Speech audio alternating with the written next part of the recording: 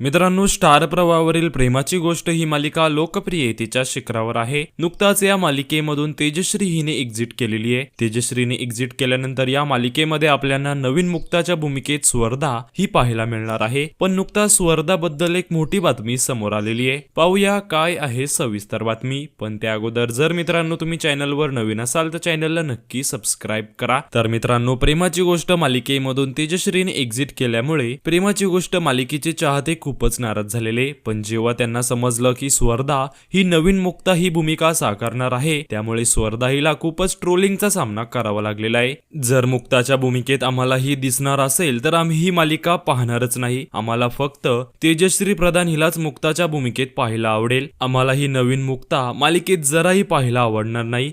ही जर मालिकेत दिसणार असेल तर प्रेमाची गोष्ट ही मालिका बंद करून टाका, यांसारख्या अनेक कमेंट्स करत प्रेक्षक प्रेमाची गोष्ट तसेच स्वर्धा हिला खूपच ट्रोल करत आहेत। तर मित्रांनो, तुम्हाला स्वर्धा हिला नवीन मुक्ताच्या भूमिकेत पाहायला आवडेल का हे आम्हाला कमेंट्स मध्ये नक्कीच सांगा।